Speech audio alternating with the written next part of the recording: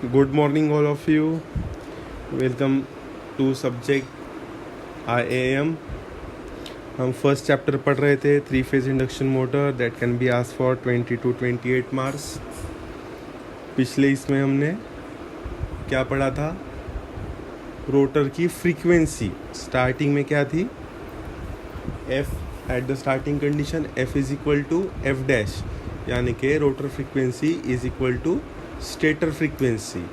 And running condition में हमने देखा था rotor frequency is equal to SF, यानी कि slip into supply frequency.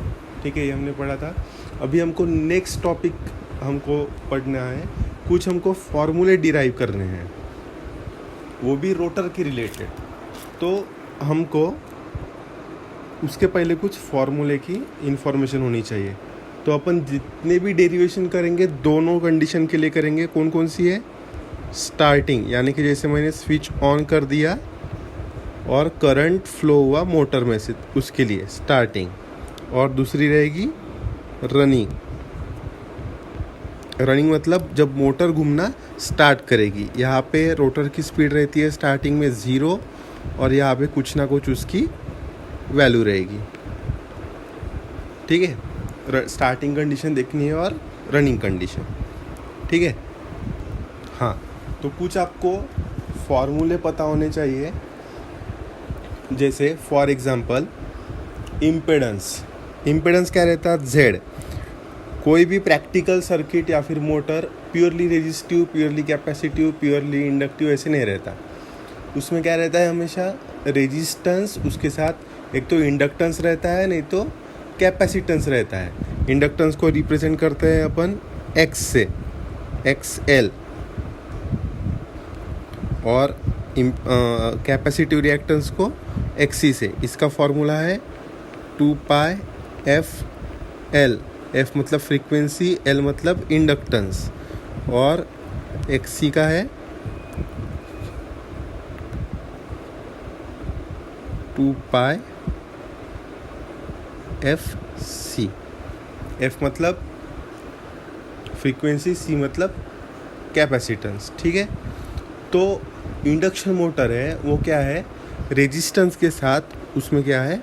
Inductance, inductive reactance XL। ठीक है, तो हमको ये थोड़े फॉर्मूले याद रखने हैं।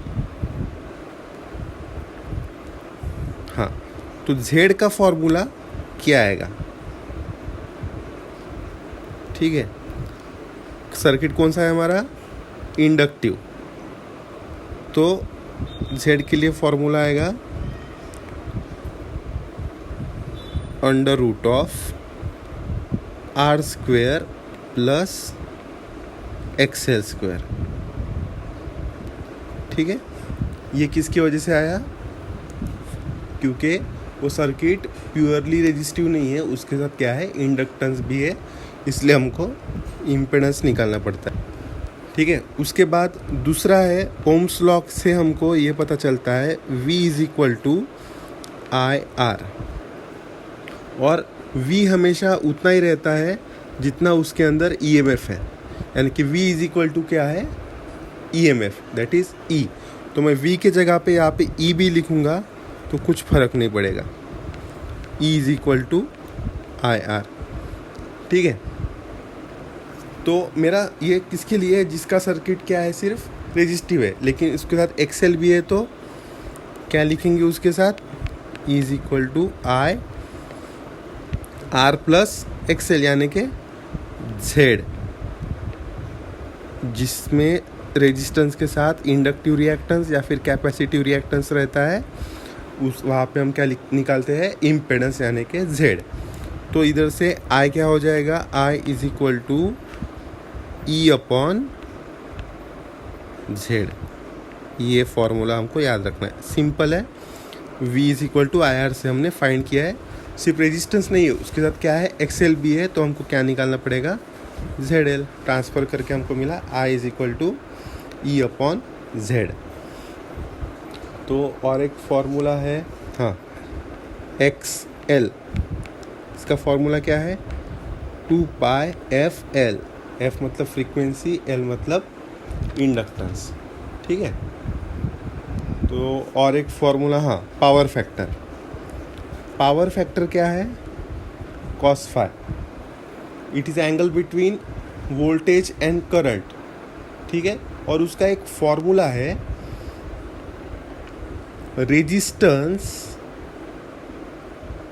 Resistance divided by impedance. ये फॉर्मूला याद रखना। पावर फैक्टर का दूसरा फॉर्मूला है इट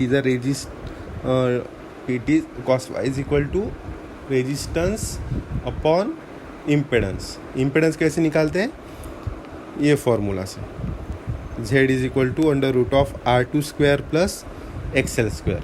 तो ये फॉर्मूले है कुछ, ये फॉर्मूला याद रखना है, ये फॉर्मूला याद रखना है। और ये z is equal to under root of R2 square, sorry, z is equal to under root of R square plus XL square and I is equal to E by Z। Third is cos phi is equal to R by Z। Z क्या है? Impedance. क्यों आया ये? कोई भी circuit सिर्फ resistive नहीं रहता है, इंडक्टेंस रहेगा या फिर कैपेसिटेंस रहेगा उसके साथ। तो हमारे इंडक्शन मोटर में रेजिस्टेंस के साथ क्या है? ये inductance. XL is equal to 2πfl, इसलिए हमने क्या निकाला? Z। समझ में आया? हाँ, तो चलो हमारा टॉपिक चालू करते हैं। आज का टॉपिक है rotor impedance, current, power factor at standstill condition. मैंने बताया था हमको हर चीज़ में दो कंडीशन देखनी है। कौन सी? Starting condition. स्टार्टिंग कंडीशन में NR क्या रहता है? 0। और रनिंग कंडीशन में NR क्या होगा? मोटर घूमेगा तो उसकी कुछ ना कुछ वैल्यू रहेगी। तो इसमें स्टार्टिंग कंडीशन में हमको क्या निकालना है? Rotor impedance, current, power factor, ये तीन चीज़ें निकालनी है। रोटर इम्पेडेंस मतलब Z, करंट मतलब I, पावर फैक्टर मतलब कॉस फाई। कौन से कंडीशन में? ध्यान रखना, कौन से कंडीशन में? स्टैंड स्टिल कंडीशन में। कौन से कंडीशन में? स्टैंड स्टिल कंडीशन में। तो सबसे पहले क्या करते हैं, हम कुछ नोटेशंस लेते हैं। लेट द रोटर रेजिस्टेंस, हम रोटर का निकाल रहे हैं तो रेजिस्टेंस किसका लेना पड़ेगा? रोटर का। Rotor resistance per phase is equal to R2। Rotor का रेजिस्टेंस डिनोट किया है R2 से। उसके बाद the rotor leakage reactance per phase, इसको दिया है X2। रिएक्टेंस किससे डिनोट कर रहे हैं? X2 से। और R2 क्या है? उसका रोटर का रेजिस्टेंस। कब?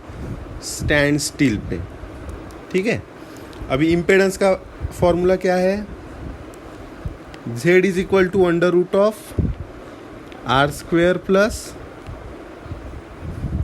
XL square. तो यहाँ पे R क्या है? R2 और XL क्या है?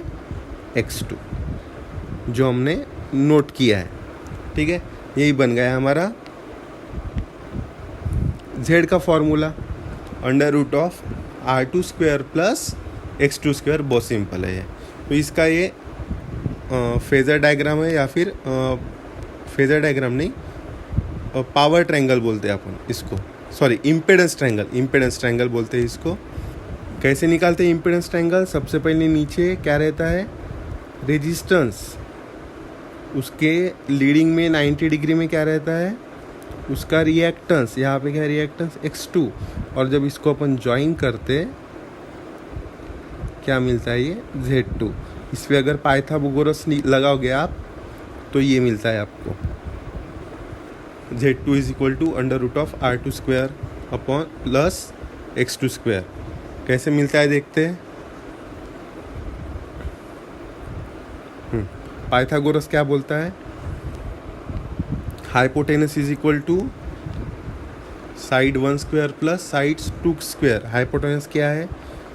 Z2 का square is equal to R2 square plus X2 square. तो मुझे वैल्यू किसकी निकालनी है? Z2 की। तो इधर क्या मैं लूँगा? स्क्वायर रूट पूरे टर्म का। क्या आ जाएगा? R2 square plus X2 square. Simple, ठीक है, समझ में आया। तो हमारा रोटर के इम्पेडेंस का फॉर्मूला क्या है? at standstill condition or starting condition, Z2 is equal to under root of R2 square plus X2 square. ये हो गया पहला, इम्पेडेंस निकल गया. अभी करंट निकालते हैं. तो करंट में rotor EMF at standstill is equal to E2, यानी कि जब रोटर स्टैंड स्टिल में है उसके अंदर ईएमएफ कितना है E2, ये हम इमेजिन कर रहे हैं. जितना E2 रहेगा उतना ही क्या रहेगा उसका वोल्टेज, ठीक है, यानी कि V2. तो rotor current eight stand still मैंने अभी बताया था V इज इक्वल टू क्या लिखा था हमने, I R. रेजिस्टेंस के साथ रिएक्टेंस भी रहता है तो V इज इक्वल टू क्या हो जाएगा, ये I Z. तो V इज इक्वल टू क्या है, EMF ही है ना, तो यहाँ पे E लिखा तो भी चलता, I Z.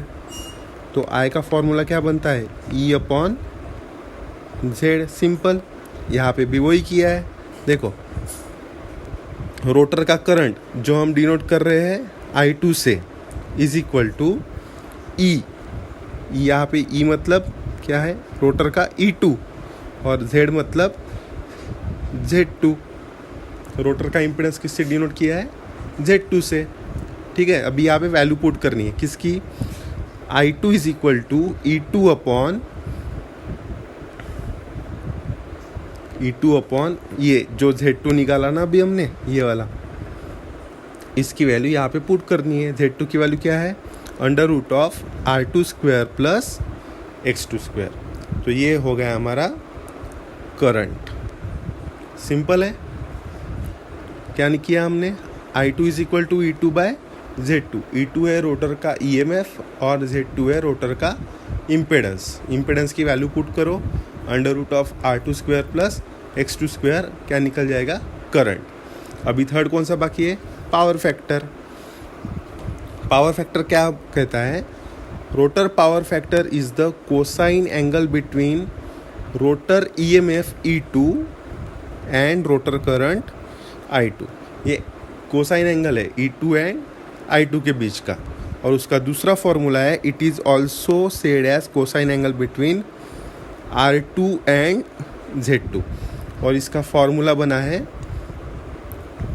cos phi is equal to R2 upon Z2.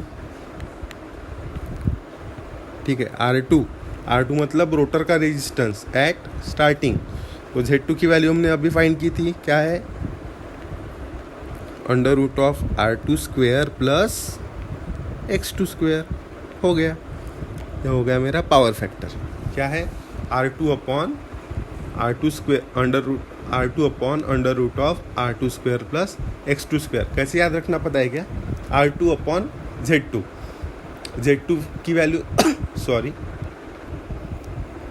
और Z की वैल्यू हमको पता है under root of R2 square plus X2 square. छोटा फॉर्मूला याद रखेंगे. निकल गए तीनों भी, Z निकल गया, ये रहा Z स्टार्टिंग कंडीशन में under root of R2 square plus X2 square. Current निकल गया, I2 is equal to E2 by Z2 की वैल्यू हमको पता है. cos phi निकल गया, यानी कि पावर फैक्टर निकल गया R2 बाय Z2 की value under root of R2 square plus X2 square. ये सभी कौन से कंडीशन के लिए है, स्टार्टिंग कंडीशन के लिए. ठीक है, आज आप इतना ही कीजिए क्योंकि इसके आगे का पोर्शन बहुत ज़्यादा डिफ़िकल्ट ठीक है.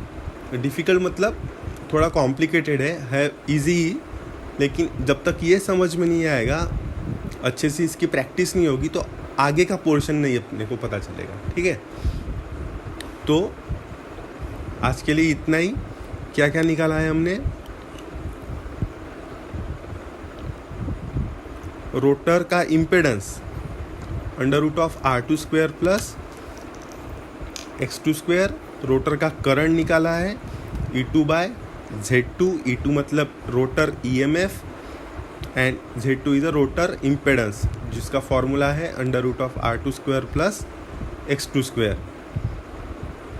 उसके बाद पावर फैक्टर निकाला है। पावर फैक्टर का formula cos phi is equal to R2/Z2 और उसका फॉर्मूला है R2/√R2² प्लस X2²। ठीक है, तो ये सभी चीज़ें हो गई at which condition, standstill condition. अभी कल हम देखेंगे इसका रनिंग कंडीशन में। असाइनमेंट सेकंड है, या आपको क्वेश्चन करके लाना है rotor impedance, rotor current and rotor impedance at starting condition. ये आपको सॉल्व करना है, अभी पोस्ट नहीं करना, हम दोनों क्वेश्चन लिख के आपको ग्रुप में डालना है। इसके बाद का जो है रनिंग कंडीशन का वो भी लिखना है, वो होने के बाद आपको ग्रुप पे डालना है। ठीक है, थैंक यू सो मच।